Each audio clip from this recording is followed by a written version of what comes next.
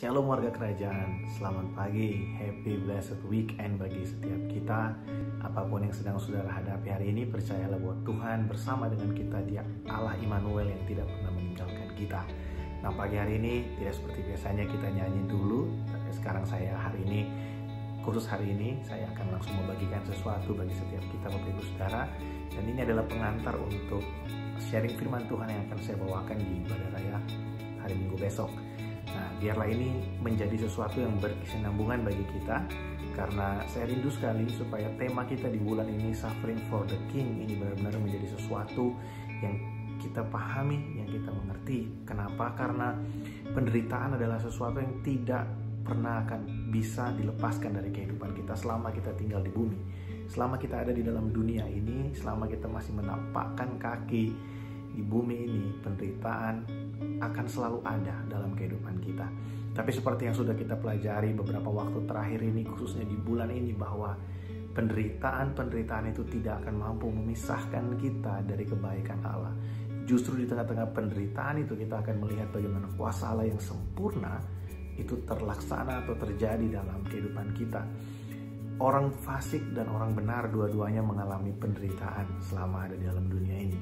Saya pernah kasih ilustrasi buat saudara. Pernah nggak kita lihat ketika satu bencana besar terjadi, ya, ada dua rumah yang bersebelahan, ya. Satu rumah dari orang yang rajin beribadah, satu rumah dari orang yang malas beribadah. Tiba-tiba ketika satu bencana alam besar terjadi, apakah mungkin rumah orang yang rajin beribadah ini tidak kenapa-kenapa, sedangkan rumah yang ada di sebelahnya dan rumah-rumah yang lainnya semuanya terkena dampak yang luar biasa? Nah, tentu saja tidak, saudara, ya. Semuanya kena, saudara. Memang ada beberapa case kita sama-sama tahu. Saya juga pernah mendengarkan kesaksian bagaimana Tuhan melindungi, Tuhan menjagai rumah-rumah yang tidak terkena dampak. Tapi secara umum semuanya, ketika satu peristiwa besar terjadi, maka tidak memandang siapapun, itu pasti akan terjadi. Orang benar, orang fasik, selama kita ada di dalam dunia ini, kita menghadapi banyak sekali penderitaan, banyak sekali pergumulan, dan ada banyak hal yang tidak kita pahami kenapa terjadi. Ada banyak pertanyaan, Tuhan, kenapa Tuhan izinkan ini, kenapa ini terjadi, kenapa itu terjadi. Orang benar dan orang fasik dua-duanya mengalami hal-hal ini, saudara, penderitaan dan penganiayaan mungkin. Tapi ada perbedaan yang signifikan, karena penderitaan bagi orang benar itu adalah sesuatu yang menghasilkan pemurnian iman bagi kita. Dalam penderitaan, iman kita yang mungkin selama ini diletakkan secara tidak sengaja, atau karena kita mengikuti adat istiadat, karena kita mengikuti apa yang menjadi contoh kita, ya, kita tidak paham dengan begitu baik, sehingga mungkin iman kita selama ini diletakkan kepada hal-hal yang bisa binasa. Iman kita diletakkan kepada penghasilan, diletakkan kepada harta, diletakkan kepada kedudukan, dan segala sesuatu yang hanya habis di dalam dunia ini. Iman kita diletakkan di situ. Sehingga kalau iman kita diletakkan kepada gaji kita, maka saat penerimaan gaji, iman kita kuat sekali. Tapi mendekati akhir bulan, iman kita makin hari makin menipis seiring dengan dompet yang juga semakin menipis. Kalau iman kita sandarkan kepada hal-hal yang bisa habis selama di bumi ini, maka saya khawatir bahwa kita akan gampang sekali kehilangan pengharapan di dalam Tuhan.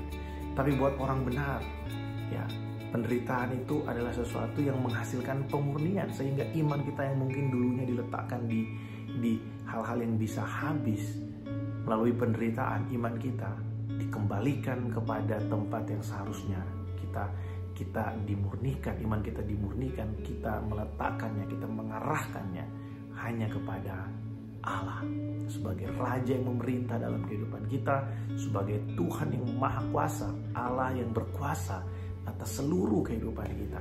Nah, saudara, hari ini saya ingin membagikan bagi kita dari 1 Petrus pasal yang kedua, ayat yang pertama dan ayat yang kedua. Dikatakan seperti ini. 1 Petrus pasal yang kedua, ayat yang pertama dan ayat yang kedua. Karena itu, buanglah segala kejahatan, segala tipu muslihat, dan segala macam kemunafikan, kedengkian, dan fitnah. Nah, sampai di sini dulu. Diawali dengan kata karena itu. Nah, Karena itu, kalimat karena itu ini menunjuk kepada bagian sebelumnya yang ada di pasal 1. Akhir dari pasal 1 di 1 Petrus pasal yang pertama, bagian akhir mulai dari ayat yang ke-21, saya bacakan mulai dari ayat yang ke-23, dikatakan seperti ini ya. Ini ayat yang ini 3 ayat terakhir di 1 Petrus 1 ya, dikatakan seperti ini mulai dari ayat yang ke-23. Karena kamu telah dilahirkan kembali bukan dari benih yang fana, tetapi dari benih yang tidak fana oleh firman Allah yang hidup dan yang kekal. Nah, jadi maksud dari Petrus di dalam ayat yang pertama pasal yang kedua, karena itu, karena apa?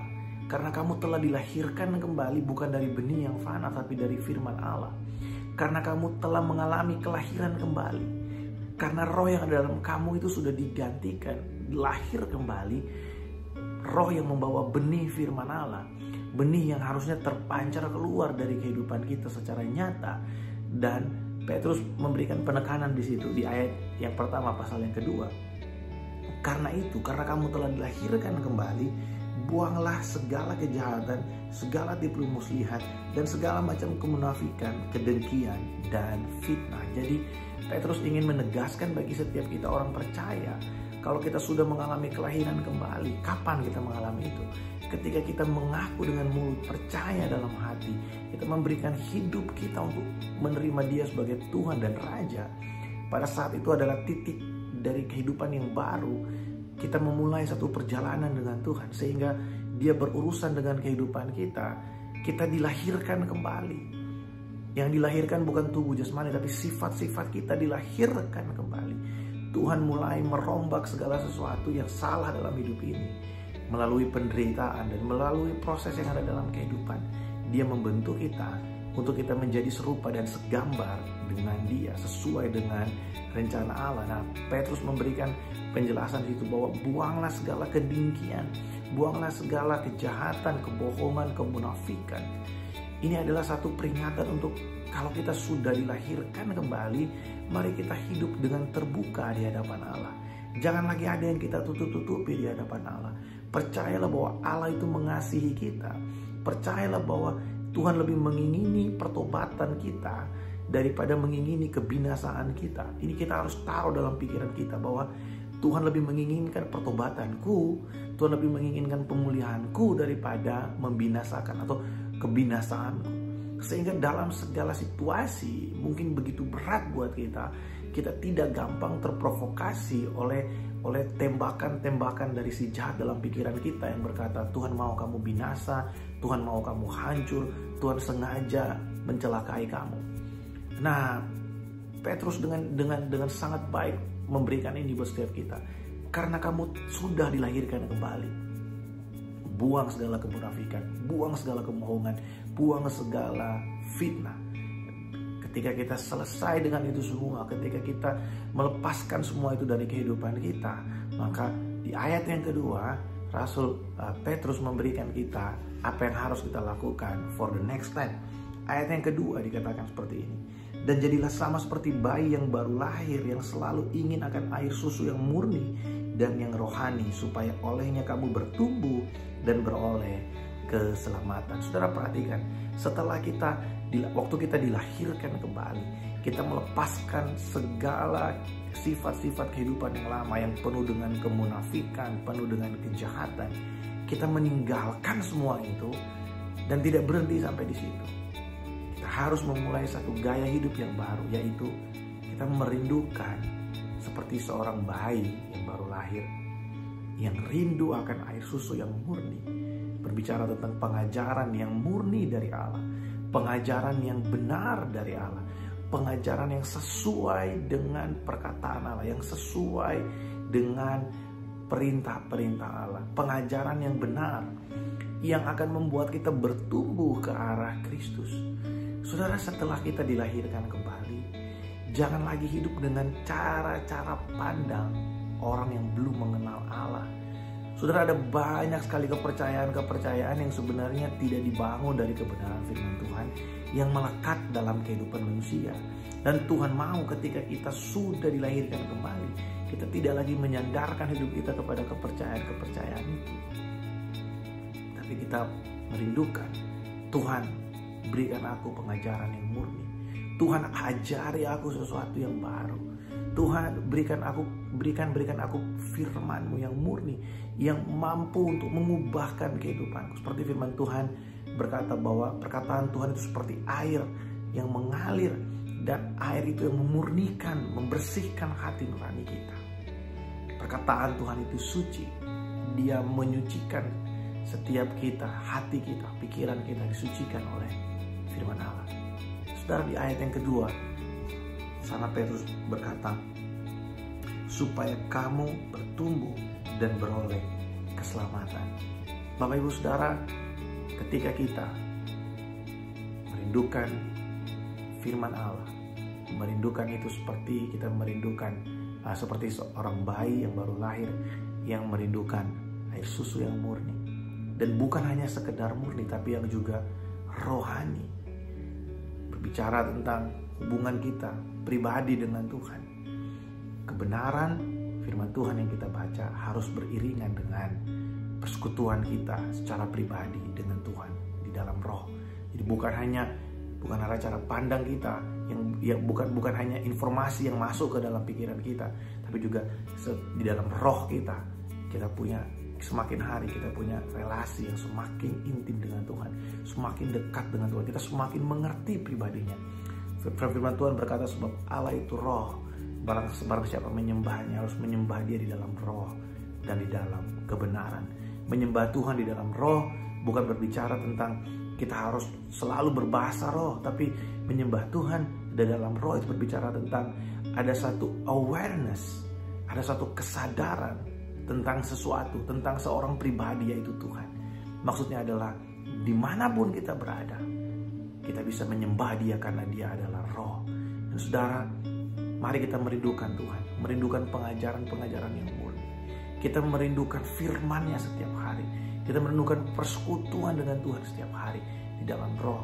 Karena melalui inilah kita akan bertumbuh dan keselamatan itu dinyatakan dalam kehidupan kita. Saudara, jangan bingung dengan kata kamu memperoleh keselamatan.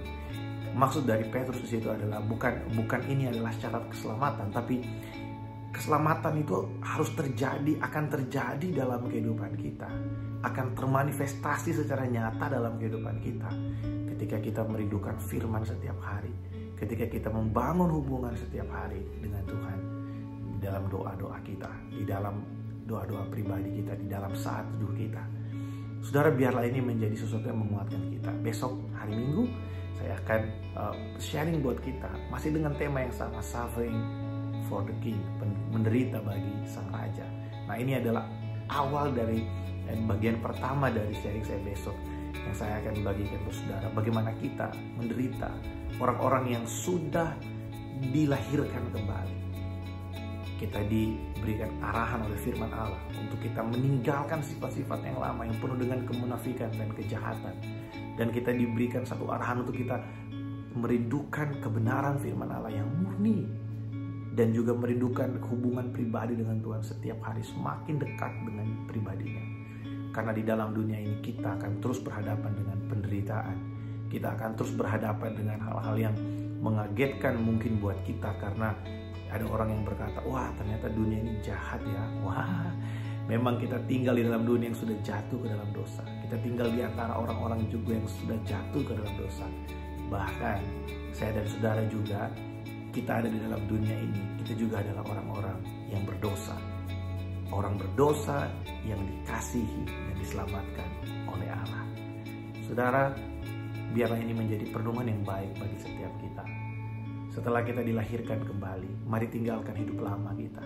Setelah kita dilahirkan kembali, mari rindukan hal-hal yang baru dari Allah, hal-hal yang murni, pengajaran yang murni. Minta Roh Kudus untuk mengajar kita.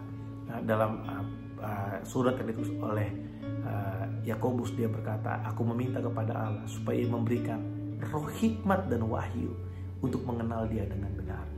Karena kita tahu bahwa kita perlu pribadi Allah, untuk dia menyatakan dirinya dalam hidup kita. Kita juga perlu untuk membangun hubungan dengan sengaja, memberikan waktu kita untuk berdoa, memberikan waktu kita untuk menyembah dia secara pribadi, untuk kita bersekutu dengan dia di dalam doa, supaya kita bertumbuh dan melalui itu keselamatan dinyatakan dalam kehidupan kita. Mungkin pikiran kita ini belum selamat, pikiran kita ini masih sering memikirkan hal-hal yang jahat, tapi karena ada perenungan akan firman Allah, karena ada hubungan yang pribadi dengan Tuhan, maka keselamatan terjadi atas pikiran kita diubahkan oleh Allah. Mungkin hati kita ini belum selamat, hati kita ini penuh dengan dengki, penuh dengan kebencian, tapi karena selalu ada kerinduan untuk merenungkan firman Allah yang murni dan punya persekutuan dengan Allah setiap hari, maka keselamatan itu nyata pada hati kita diubahkan oleh Allah. Saudara, biarlah kita menikmati kemurahan Allah di akhir pekan ini, ya. Sampai berjumpa besok di ibadah raya, baik yang mengikuti di gereja ataupun yang mengikuti secara online melalui YouTube channel gereja kita. Buat Bapak Ibu Bapak Ibu Saudara, warga kerajaan yang tidak ada di Malaysia dan mungkin bukan jemaat dari gereja kami, selamat beribadah di gereja saudara masing-masing. Ya, saya percaya bahwa Roh Kudus melawat setiap kita, terus menguatkan setiap kita. Tetap bersemangat Bapak Ibu Saudara, Tuhan Yesus memberkati.